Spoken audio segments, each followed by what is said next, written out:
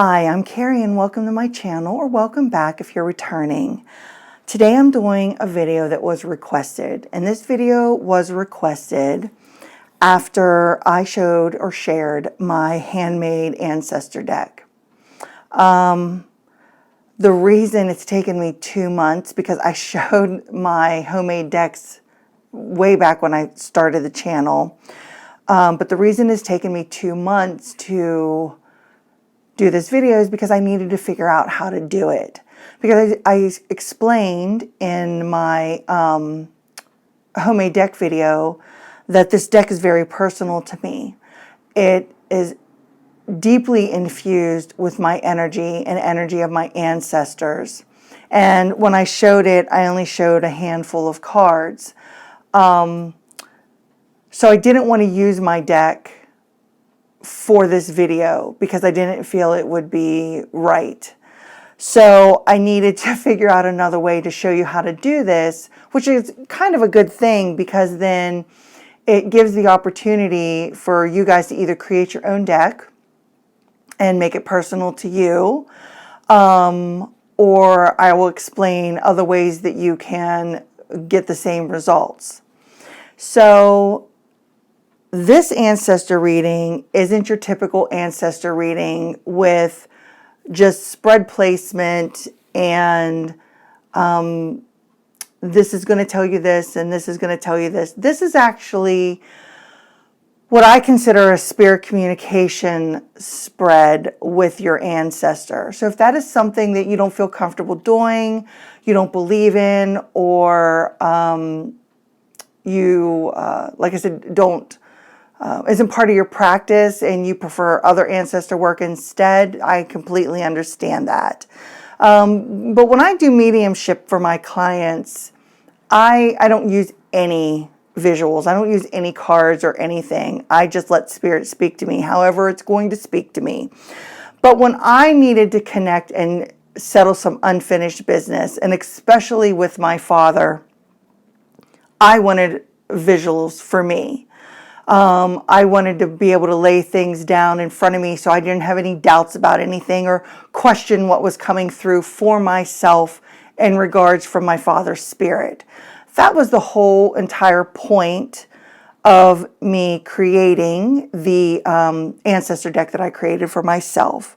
So again, like if you spirit communication or anything like that does not interest you, or you don't believe in it, I understand. And this spread may not be for you, or you could watch it and maybe figure out a different way to do the ancestor spread. So I'll stop rambling and I'll explain how to do this. Okay. So before we start the reading, I'm just going to go over a couple things. One is, since this is like, I feel a direct communication with spirit, I ask that you don't do this reading or take it lightly.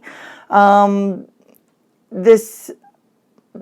consider this along the lines of something that's a more serious type reading. I don't take any spirit communication lightly when I do mediumship or anything like that, and I'm very respectful of the whole process. So if you do choose to do that, then keep that in mind. Another thing that I would suggest is doing some sort of protection work, shielding, whatever you do. I shield before every mediumship reading, and I shield before every client reading. I don't usually do that for readings for myself unless it's something like this. Because you are building energy during this reading to basically move towards a communication between you and an ancestor. So whatever type, whether that's saging, or I wrap myself in white light, in case I didn't say that already, ringing a bell, whatever it is that you set up as parameters for protection or shielding, like I said, then I would just suggest doing this beforehand. I don't necessarily think that this is a good spread or reading to do if you're a beginner. Only because you kind of need to see beyond what the book meaning is. So if you're heavily relying on book meanings, or you don't feel comfortable with your intuition or that yet, it's not that you can't try this reading. You absolutely can, but you may come through at the end with more doubts about the reading than answers. But feel free to try whatever you want to try. That's completely up to you. Okay, so I said that I couldn't use my Ancestor deck. So what I ended up doing for you guys is I created place cards, because my Ancestor deck has, there's 5 categories to it. There's the people or ancestor spirit category. There's my death category, emotions, why you want this communication, and a symbol category. And the symbol category is, you can use it, you don't have to use it. It's more of how spirit lets you know that they're with you, or gives you those synchronicity moments, like if a certain feather, or any feather happens to represent maybe a grandparent that passed, and every time you see a feather, you're thinking of that grandparent. It's just like that synchronicity moment, knowing that their energy is with you, around you, or bringing you comfort or something like that. And again, if you don't believe in this kind of thing, or anything like this is possible, then this is not the video for you. Okay, so we're going to just go ahead and use my father as an example, but I have multiple names on these place cards. If you don't want to do place cards, you could actually set up a picture of the person in this top spot. And when I did this spread, I had it much larger than this, but I am condensing it obviously for filming reasons. So I'm placing father right here. Let me see if that. No, we're going to stick it over here to the side. Oh, no, I'll get to that in a minute. Okay, so we have our person. So as you are laying the place cards down, if that's what you choose to do, you need to start thinking about this ancestor. You need to start thinking about this spirit. You want to build up the energy between you and this spirit. Okay. Let me move this. So then the death cards. These you would use if you know how the person died. I have very broad categories for my death cards: unexpected, accident, natural, illness, self-inflicted, and so on. So whatever you want to put down for their death, if you want it, if you were just doing place cards, you could get very specific on with that. So my father's death was unexpected. He had a heart attack. So the next, your next category is why you want this communication. What is the purpose of this communication? And I didn't make enough white cards, but so like, is there unfinished business between you and this spirit? Do you want to learn something from this spirit? Are you just wanting a message from this spirit? You're just wanting to communicate with it? Are you wanting a visitation from this spirit? Or are you wanting comfort and support from them? So I had, unfinished business with my father. And I'm just checking that stuff is still in frame.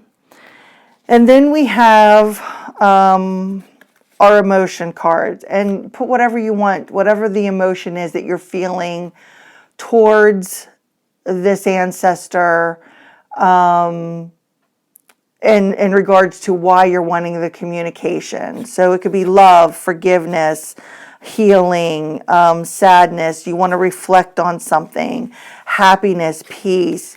Maybe you're wanting them to be accountable for something, anger, or you're restless about something. Well, I had anger. There was some anger things. There were some things that happened, I guess I should say it that way, that brought about some anger. Okay, so now before I start doing anything, because I kind of did this a little bit out of order, what I need you to do for this reading is to pick 2 tarot decks. And I don't want you to worry about picking 2 tarot decks just for aesthetics. What you need to pick is the tarot deck that's down here on the table is one of, it's one that has, it's my Anna Kay, but you want to pick a tarot deck that has a lot of imagery to it. You don't want to use a pip deck for this. You need images. So this one has a lot of people in it, and a lot of facial expressions and things like that. And that's why I picked the Anna Kay as a placement. The second tarot deck that you're picking is the one that you're going to actually be reading with. And that tarot deck, I need you to pick a deck that you know inside and out, that you don't question what the meanings are, that you don't doubt what you see within the cards, that you get a lot of intuitive hits off of when using that deck. That's the deck that you need to use to read with, not one that you just got in and are just learning. Something that feels a part of you, that feels like home, that you understand completely and fully, and like I said, don't have any doubts about. Okay, so I think that covers placement and what you need to use. Okay, so you have your place cards set and ready. So now you're going to put down some tarot cards to help with what's on the place cards, basically. So this card, the Judgment card that I have here as a placeholder, the only reason that I picked this card is because it's like they're walking up a stairway with the angel there, like to the other side. That's why I have that there. You don't have to put that there. That's just why I put it there. So, whoops. If you don't have an image of the person that you're trying to have this communication with, then you need to pick a couple, 1, 2, 3, I don't care how many tarot cards you stick there to represent them. As many as you feel completes the energy of them. So I am putting the reversed Emperor and the reversed King of Swords for my father. And as we go through this, I'll explain how I did the reading, but I'm not going to explain all the meanings like when I start pulling cards, because I know it'll end up getting too personal, and I'm just trying to keep it on like a teaching level without going to the personal side of it. So over here for unfinished business, I have the Hanged Man, because I felt like things were like in limbo after he died. So then for death, obviously, I mean, I know the death card doesn't mean this in tarot, but this is the image that I wanted here. It's not about the meanings. It's about what the images are meaning. So I put the death card here to represent this death slot. Okay, and then down here for anger, I picked 2 cards that represented some of the anger that was going on with my father. Now,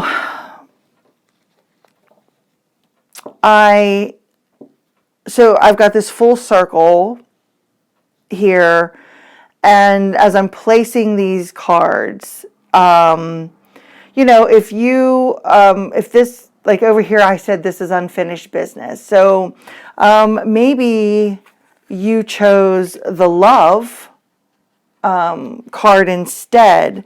Then I would put down, I don't know if I'll be able to find it quickly, but I would put down like the 2 of Cups, or if it's a partner, a lover's card. I would put that down to represent love. Forgiveness, whatever card or in images that would represent a sense of forgiveness to you. And go by the picture. And if you can't go by the picture and you want to look up something in a book to see what forgiveness is, okay, so maybe the Queen of Cups is forgiveness because she's full of emotions and compassion and, you know, things like that. So maybe you want to put her down as your forgiveness card. That's what you're looking for when you use this. Maybe your emotions is accountable.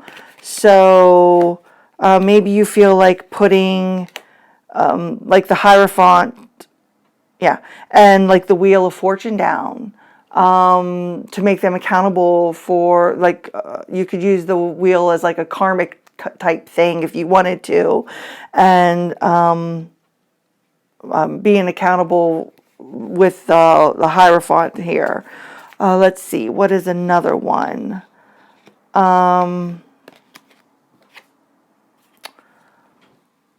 Let's see, what maybe your next one is, maybe it's one of sadness instead. So I would go through here and maybe pick, what is it, the 5 of Swords, I think. We got the 5 of Cups. That could represent sadness, just by the image on there. No, not that one. Of course, I'm not going to find it easy. Let's see. Well, you get the gist of it. You're going to go through and you're going to pick out, like I said, what you feel represents that emotion or that reasoning. That's why I said you want to use a heavily, you want to use a tarot deck that has a lot of images to it. Pip is not going to work. Okay, so now I have this laid out. And like I said, as I've gone through, as you're going through your tarot to place things here, you are thinking about that spirit. You are thinking about the communication that you're going to have. You are building up an energy with every single placement. And it doesn't have to be placed clockwise. I don't care how you lay them out. Whatever feels comfortable to you, that's what I want you to do.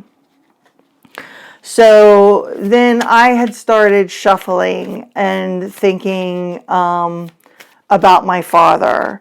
And at that point, I was just shuffling through the deck.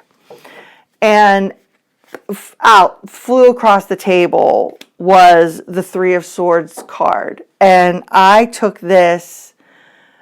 Well, this had a lot of representation to it. I'll just put it that way. But I stuck it over here on top of the Death card because I was thinking about him and the day he died and what happened and what we all went through.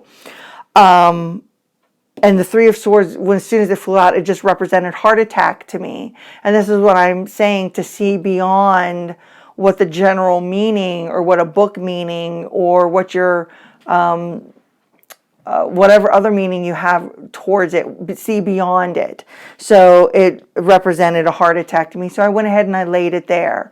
So I thought, okay, so I've got this doorway open now. And so now let's see what's going on. All right. And then, so then I started shuffling. We'll just go ahead and use this one that fell out. And thinking about the unfinished business that I had with him. I don't know how far I can put these. Okay. Hopefully that's not making too much extra noise on my mic. But so I started thinking about the unfinished business that I had with him. And so out flew the Ten of Swords, which is very fitting. And I started thinking about that. And I said, okay, I see you.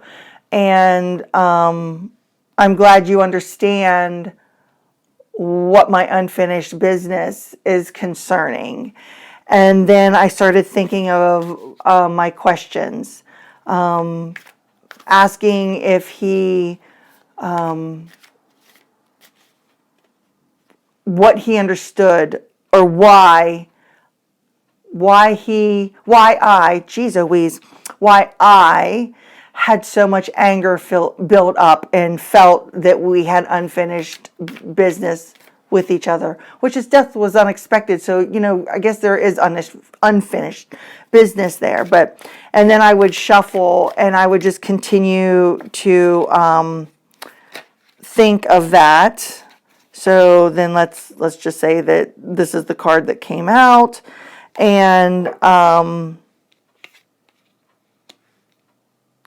And maybe this is him telling me that, you know, he's wanting to communicate with me to help to bring a balance to these emotions. Okay, so let's just say that that's what that is.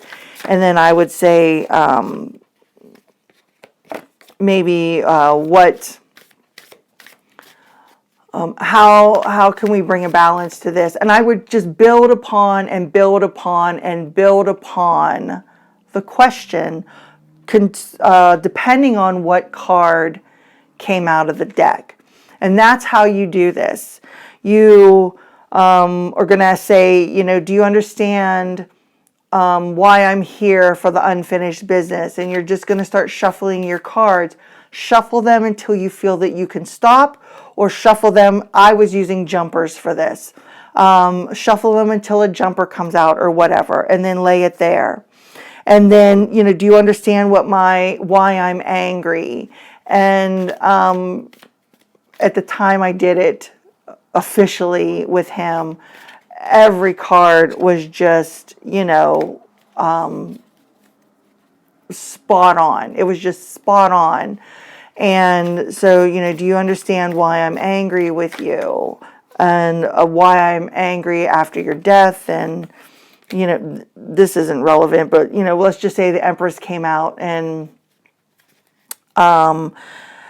maybe he didn't feel like things, or he understands that I didn't feel things occurred as they should, or didn't have enough growth between me and him because we couldn't put things to rest before he passed. You know, whatever. It's not necessarily just about the, or maybe he understands that I didn't feel nurtured. That would be a better Empress representation. Does he understand my anger? Yes, he understands that I didn't feel nurtured by him. Which, man, this is getting personal. So, you know, I'm trying to keep it general, and that is so hard to do in a reading like this. Which is why it's taken me so long to get this video put up. But anyway, so that's what you're going to do. You're going to ask questions in regards, maybe not to the death. This part is just to build the energy up towards this spirit. But here and here is really what you're focusing on down in these two sections. And I just started, you know, laying, as I asked questions, would lay the cards on top of each other. Okay, so that is the general way to do this. So now let's go back during the reading. I had my journal handy. If you don't journal, I understand a lot of people don't. But my suggestion is to journal this reading because it's kind of a lot. And when you're in the moment of it and you're building this energy and you're wanting this communication, it can be a lot. So like before I started laying these other cards down, when I said, do you understand what my unfinished business is about? And I've got the 10 of Swords here. I would start writing that down. I wouldn't wait until I had 10 or 15 cards laid on the table. I would journal this right there and what I felt that it meant. But like, you know, do you understand why I am feeling angry and I feel that I have unfinished business with you? And, you know, I would put the Empress down. Yes, he understands that I didn't feel nurtured and that I didn't feel, you know, cared for by him or whatever. And as each one came out, that's exactly what I would do. I would put it down and what the question was and then the answer to it. And then that way you can go back and reflect on it later. Because like I said, I feel this kind of reading is kind of, it's more intense than doing like a general how's my week gonna go type reading. So you want to journal about it as much as possible, and you want to journal it as it's happening, not after the fact. You want to journal in the moment. Then after the reading is all complete, and as far as the amount of cards to pull, that is going to be up to you. It's going to be until you feel that the message is complete. Or if the cards start to get extremely confusing, then it is time to stop. It's just time to stop. If you only get 2 cards down and then your third card comes out and you're like, this doesn't make any sense. So then you ask another question, or you ask, you know, I didn't understand what that represented. And then you shuffle and the next card comes out and you don't understand it either. Then it's time to stop. Do not just keep pulling cards, adding upon the confusion. The minute you don't understand what is happening in the spread, it's time to stop the reading.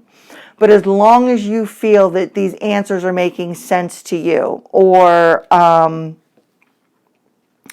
what is being said that you can build upon with another question and another question, then do it for as long as you want to.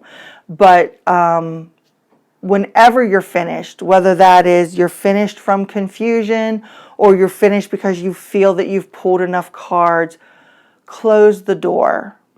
So you could say something along the lines of, thank you, Father, thank you, Spirit, thank you, whoever, for this reading and for this communication with me. I value what I learned from it, and I appreciated our time together. But now I close the door. And you shut the door.